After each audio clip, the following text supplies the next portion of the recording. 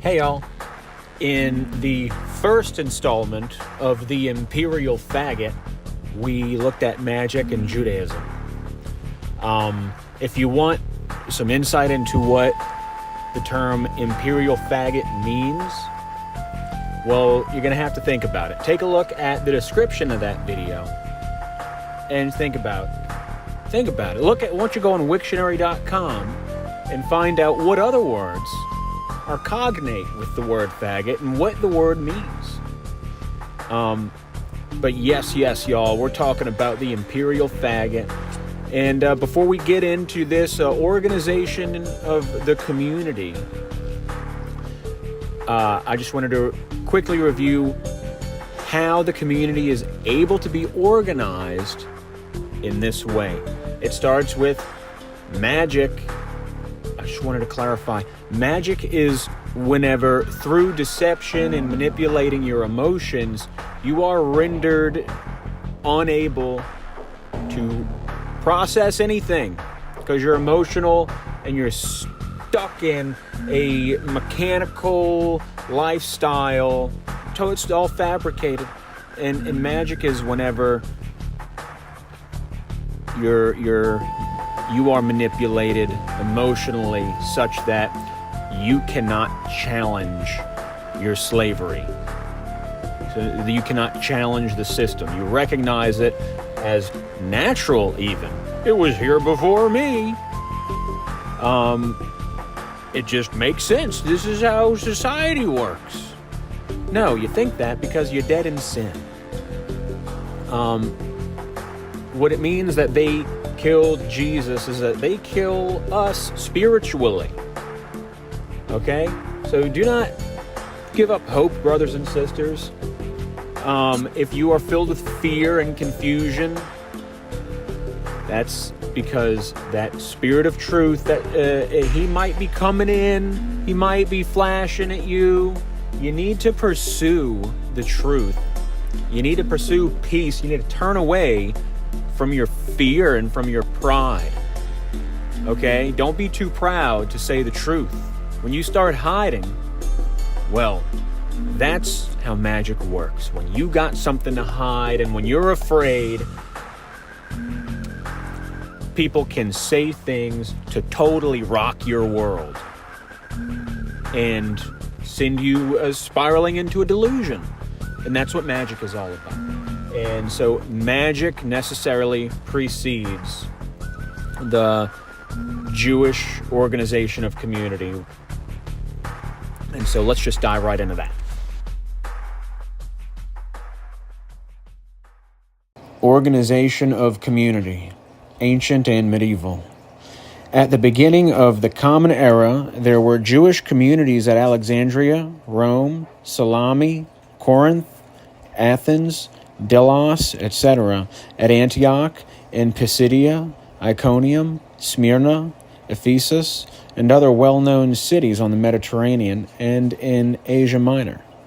In Palestine, which, even as Roman province retained its essentially Jewish character, the whole country formed one community, with its center at Jerusalem, where the highest religious, judicial, and executive authorities were located.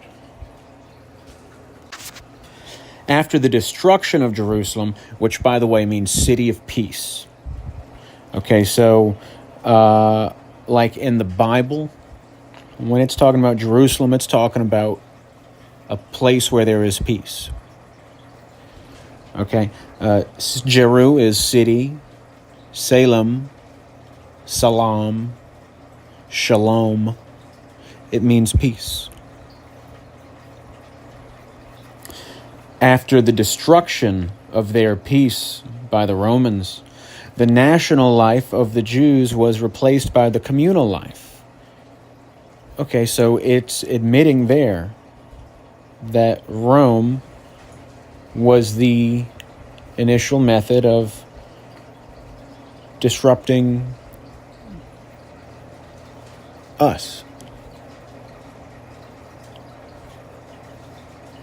Which makes sense, because it is Rome, after all, who crucifies Jesus. And Rome is the state. I don't know why you people sympathize with Rome. You're really not thinking it out. You think it's cool. It's slavery. It's the Talmud applied. Anyway. After the destruction of Jerusalem by the Romans, the national life of the Jews was replaced by the communal life, on which the Roman form of government was impressed. But while the Romans reserved for themselves the government of the province, they did not interfere with the internal affairs of the communities. The Jews still had a center in the person of the patriarch, or Nazi, who had the disposal of communal offices and the right to levy a tax, aurum coronarium, which right, on the cessation of the patriarchate, was transformed to the emperor. At an early date, the Babylonian community separated from those of Palestine. And Palestine sounds like it probably comes from the word Philistine, right? So if it's talking about, so Palestine is a remnant of the Phoenicians who were crushed by Rome. You'll see. Let's back up a little bit. The Jews still had a center in the person of the patriarch, or the Nazi, who had the disposal of communal offices and the right to levy a tax, which, right on the cessation of the patriarchate, was transferred to the emperor. At the early date, the Babylonian community separated from those of Palestine and had their own head, called Resh Galuta. Exilarch? Ooh, that ain't good. Your own head. God's supposed to be your head. You ain't supposed to have your own head. Whose authority was greater than that of the patriarch. So, who is the most powerful person in this in a Jewish community? The Nazi. All right, look that up. For those who are listening, NASI. The communities, whether found in villages, cities, or walled towns, and then each of those have this modern Hebrew spelling, which can be interpreted from the ancient Hebrew, and it'll reveal the root of the concept of the village, city, and walled town. Walled tower. What the hell am I talking about? They were composed of, that is, the villages, cities, and walled towns were composed of, quote, full citizens, residents of more than 12 months standing, half citizens being from 30 days to 12 months standing, and transients, those who remained less than 20 days in the place. At the head of the community was a governing board consisting of at least 3 members, but usually of 7, and in later times of 12. If brothers happened to be on the board, they had 1 vote only between them. All communal offices, even that of physician, were filled by appointment from the court with the concurrence of the community. The governing board, even where it had absolute authority, was expected to observe the wishes of the community. Membership in the board, as well as other communal offices, was sometimes hereditary. Okay, so this respecting the community thing sounds to me like voting. So voting being how the community expresses what it wants, and the Nazi is supposed to do everything in the interest of the community. But that's not Is that the world we live in right now? Isn't that the nature of our own country? I mean, and that's politics, right? That's the whole concept of the what the freaking Democratic Republic. That's the whole concept of the Democratic Republic is this Jewish community organizing. But it doesn't sound good. I don't like how it sounds. It's very bureaucratic. It's all run by 12 people. Some of them are brothers. Offices are hereditary. And it's all about like appeal. They have to appeal to the people to get the people to approve of what they do, so that they can say that they do it for the people. I mean, hello, that's a politician. So this community organizing, they want you to think, oh, it's this ancient primitive thing. It's literally the world we live in today. It's the thing that you love and that you cherish. But it's fake. You see, they got you. Got you. Hey, whoops. I mean, what are they going to say? What are they going to say if you tell them that you found out? I guess we'll see. Let's sit back and see what they say. All right, moving on. The governing board conducted all the affairs of the community, giving special attention to the distribution of funds for alms. Alms being giving to the needy. It apportioned communal and municipal taxes according to fixed rules and decided on the acquisition and sale of communal property. Okay, sounds familiar. It supervised the entire social and commercial life of the community, fixed weights and measures, the price of food, and the rate of wages. It issued police regulations and could even interfere in the private affairs of the individual. And, in the interest of the community, could annul rules long sanctioned by usage and precedent. The board was responsible for the safety and the social and intellectual welfare of the community. Brothers and sisters, that sounds just like fascism. That sounds just like Nazism. The leader of their community is called the Nazi. Like, literally, the Nazi. Oh, but Julian, Juju, but it says... It sounds just like communism, and it sounds like Nazism, and it sounds like the United States of America. And it sounds like every European country. Am I right? Who else does it sound like? Sounds like China. I mean, look, all these things, what's the difference?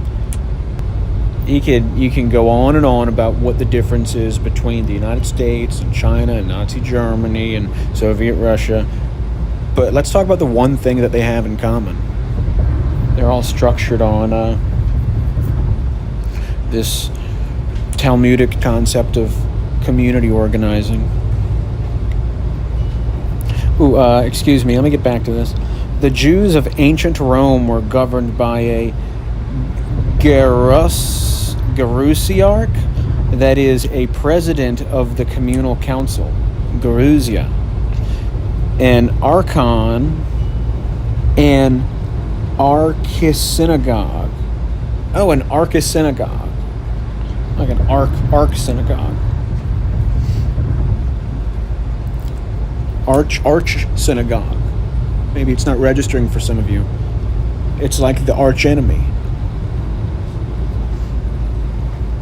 In Sicily, the following expressions were current.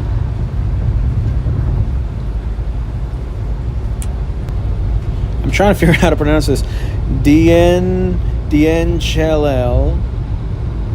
Dienchelel, Chief District Rabbi. Manigliori. Wow, that's phonetically nice. Manigliori from this word that means keeper of the keys of the synagogue. Ooh, a manigliore. I'm going to have to do a video about that. The keeper of the keys of the synagogue. A synagogue is a group of people. A synagogue is a congregation. It's the body of Christ. Except no God allowed.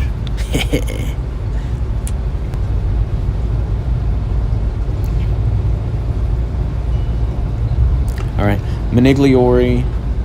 That's a good word. Well, let's translate that real quick because I'm having so much fun with it. From mual. Okay, from mual. It's a mem, and that's a nun. Manal.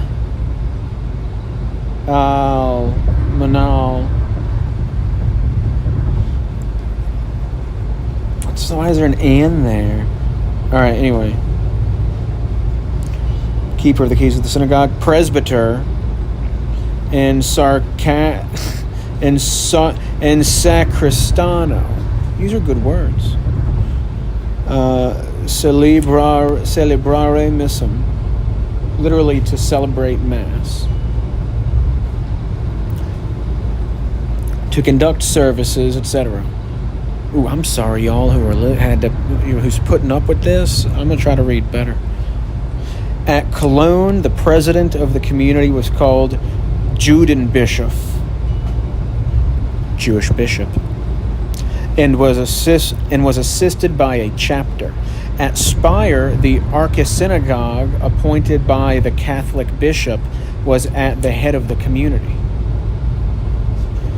The governing board was subject to the Dayan, judge, also called Hakam or Zaken. Did you hear that part, by the way? Where the Catholic bishop was he appointed the archisynagogue. Let me say it a different way. At Speyer, the archisynagogue was appointed by the Catholic bishop, and he was the head of the community. So hold on, let's process this. The Catholic bishop appointed a synagogue with a rabbi to preside over the community. Got it.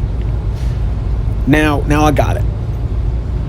The governing board was subject to the Dayan. All right, I just read that. Judge, also called Hakam or Zakin, who was ordained by the Nazi or Exilarch, and was the final authority on ritual, civil, and political questions.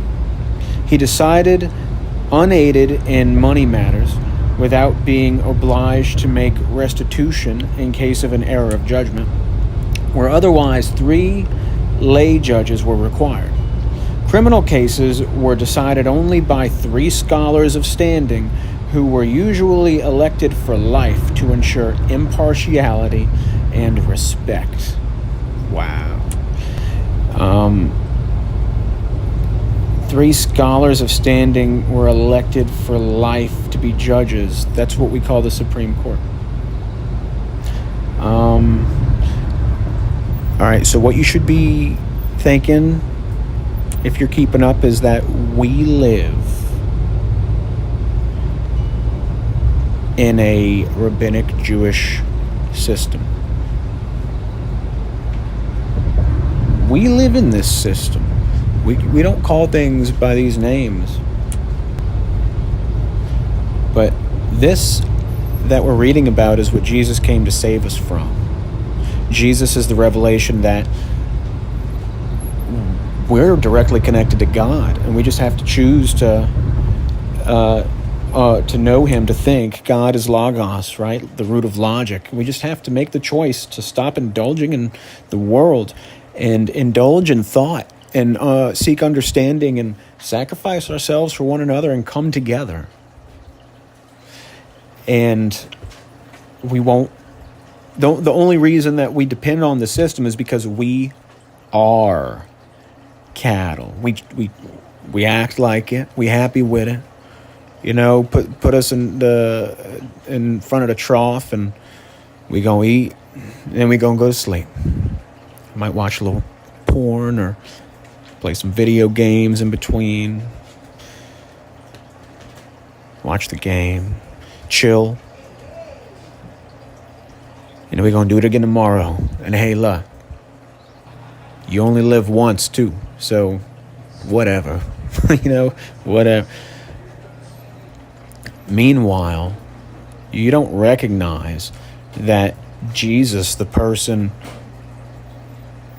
they say it's a person. He is an idol. We'll talk about that in another video, because we are Jesus. Jesus said, even as Moses raised up the serpent in the desert, so shall the Son of Man be raised up. And he's referring to all of us, our single identity as the one body of God. Okay, he's our mind, like we're him. Like, we need to let him in so that he can take control and create.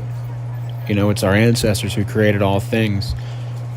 Even as we remember people creating things when we were young, and now we live in a world where a few people know how to create anything, and people are very distracted.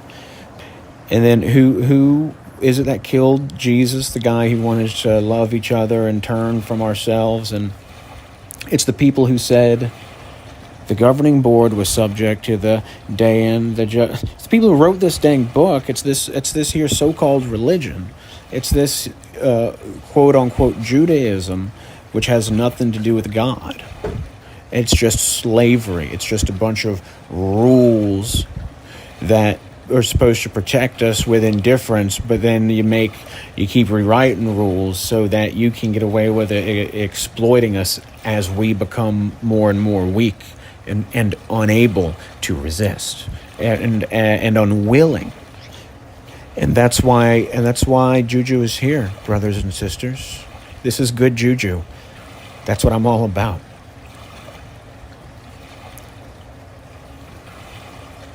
We're exposing the master race Frankenstein radio. See? Master race Frankenstein. The rabbinic types, they're dead in their sin. And the Nazis are dead in their sin. But they claim to live, and they claim to be the best. But they're dead. They have not the Spirit of God. And so they are master race Frankensteins. And that's what I'm here to broadcast. So I'm so happy I could bring this to you. I'm gonna get out your way and let you hear what this says. He, that is the Nazi, decided unaided in money matters without being obliged to make restitution in case of an error of judgment, where otherwise 3 lay judges were required. Criminal cases were decided only by 3 scholars of standing who were usually elected for life to ensure impartiality and respect. They did not, in general, draw a salary, but when their entire team was devoted to the affairs of the community, they might receive means sufficient for a bare subsistence. They had supervision over all religious and political affairs. Those who had been ordained at Babylon were called Rabbonim. Those ordained in Palestine were called rabbis. The title of Haber, associate, was bestowed upon a person who had rendered special services to the community. He was considered in many cases an arbiter. A community consisting of more than 10 members was a synagogal community and was obliged to secure a synagogue, the judicial and outer affairs of which were in the hands of a committee elected from the members of the governing board. It was not permissible to sell or exchange the synagogue except in cases of extreme necessity,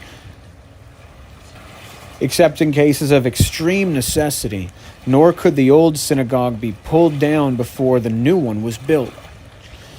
Affairs pertaining to the ritual and liturgy were in the hands of the archisynagogue. This term, when applied to a woman, as in old Roman inscriptions, means no doubt merely the president of a woman's philanthropic society, like the Parnasessa at Rome in the 16th century. The archisynagogue was especially honored, his office being for life and sometimes hereditary. In the diaspora, there were honorary titles such as fathers or mothers of the synagogue. Thus, the title of Master Synagogae or Patronessa, Pateressa, P-A-T-E-R, is it Pater, Latin for the German Vater, English father, was conferred upon Donna Gracia Mendesa. Mendesa, yeah. The Rosh HaKnesset Archisynagogue was subordinate to the Hazan HaKnesset, whose orders were authoritative in synagogal and general matters. He was also executor of the punishments decreed by the courts and performed the functions of the later Shamash, who is otherwise called the messenger of the court. That's what do they call that? Who's the guy the deputy who comes and summons you? And performed the functions of the later Shamash, who is otherwise called the messenger of the court, in the Talmud and by the Geonim. I haven't learned much about this Geonim, Geonim. Geo, I think, earth. Geonim. The delegate of the congregation, or leader in prayer, stood before God as a representative of those who did not understand the import of the prayer. God, none of them understand, but I do. So let's do this. You and me. Hey, they're just here for the fun. They're here for the ride. They like to sit and stand and twiddle and stuff. All worthy persons, however, and especially those in straitened circumstances or in trouble, were allowed to lead in prayer on days of fasting and repentance. The lesson from the Torah was read by the reader, although anyone called upon was to read his own section. The weekly section was translated into the Aramaic vernacular by the dragoman, who was entitled to compensation, and in order to ensure the requisite minimum for the service, 10 men, called batlanim, received a regular salary to attend.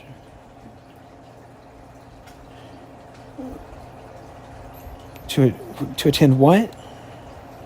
The congregation? The prayer? Oh, they're paying people to come to church? That's what he... Tell me if I'm tripping. I think that's what I just read. The school, like the synagogue, dude, like what a hypocrite. You go to church and people see you there, they know you're a man of God, but that's your job is for you. All right. The school, like the synagogue, was under the supervision of the community, which appointed the teachers, called variously a bunch of stuff you don't want to hear me try to pronounce right now. The latter were paid by the parents of the children of school age, but this salary was generally so small that the community contributed an addition as relief. No one who was unmarried or under the age of 40 was employed as a teacher. An assistant teacher was paid by the community when the pupils numbered 40 or more. Paid by the community, by the way, means from the tax treasury. Private, reach 50. As assistant An assistant teacher was paid by the community when the pupils numbered 40 or more, a second assistant being added when the number reached 50. Private teachers were also allowed. A father or a guardian was obliged to send his children to school, and he was not allowed to send the child to a neighboring school if there was one in his own community. Wow, this is public school. I remember I wanted to go to this school or that school to be with this friend or that friend, but I couldn't because that wasn't the nearest school to me. Most of the communities had their own schoolhouses, often adjoining the synagogues. Okay, so it's describing like any Christian school. So, synagogue is a church. I mean, like officially, but we know there's they kill us. They kill us. That's what the Talmud's about. It's about ritually sacrificing us. Spiritually, that is. It's all spiritual. We allow it. And so it could be argued that we do it to ourselves. It could be argued that they're not at fault. It's kind of hard. I guess it's not hard to argue, but you got to be heartless to argue that. Anyway. The management of the alms fund was... I guess I could stop there, right? Should have stopped there. There's a lot of pages. I don't want to do the whole thing. My wife said dinner's ready. Okay, I'll just finish this page. The management of the alms fund was an important matter. It was in the hands of a special committee chosen generally from among the members of the governing board, and hence also called Kernamim, is that a cough? Krenamim. The mere management, which involved no responsibility. It's on, wow, they just saying it, bro. The mere management, which involved no responsibility, was in the hands of one person. The levying of contributions from which women, orphans, and the poor were exempt was in the hands of two persons working together. Wait, contributions that women, orphans, and the poor were exempt? Oh my gosh. I mean, when I read this stuff about these people, sometimes I can't even believe what I'm reading. This is an article from the Jewish Encyclopedia. This is just talking about the nature of life when you're governed by the Talmud.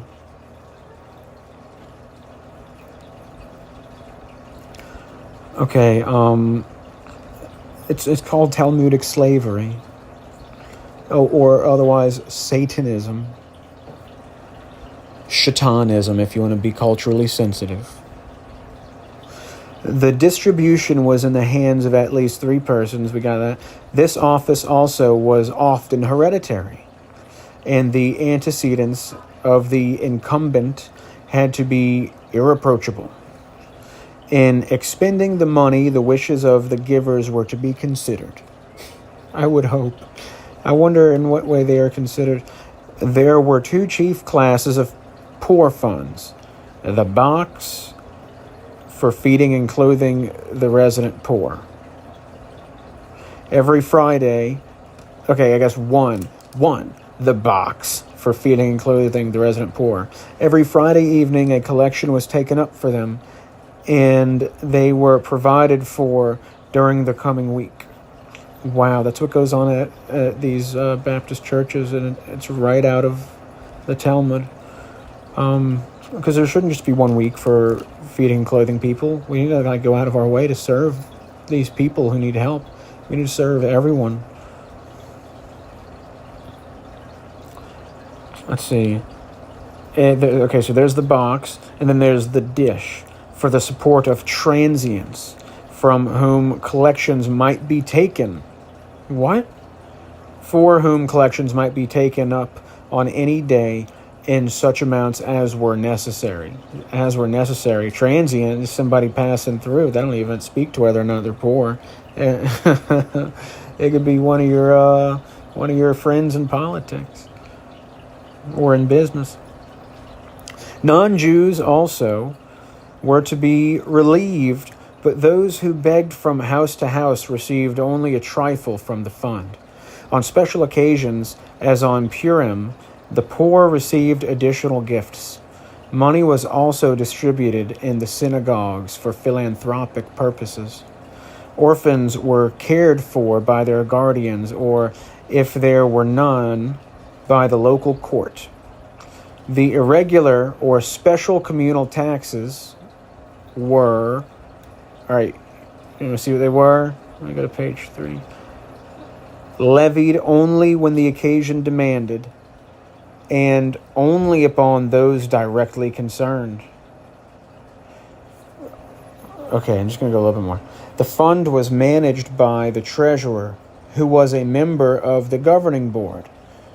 So the governing board, this sounds to me like the 12 disciples. I see a parallel there because I think the treasurer and I think Judas.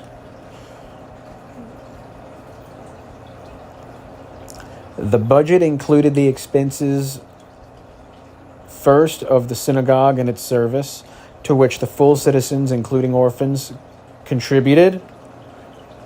2, of education, such as the building of the schoolhouse and the occasional relief of the teacher, to which all members of more than 2 months' standing contributed. Of the poor fund, consisting of the Cuppa weekly food distribution, supported by all members of more than 1 month standing. The Tamui daily distribution of meals, supported by those of more than 3 months' residence. The clothing fund, maintained by all residents of more than 6 months standing, and the burial fund, supported by all those of more than 9 months' residence. Of the public safety, such as for walls, soldiers, etc., to which all full citizens and all landowners, and even orphans, contributed. Talmudic scholars only being... What do they mean by that? And even orphans. Dude, landowners and even orphans contributed. Talmudic scholars only being accepted,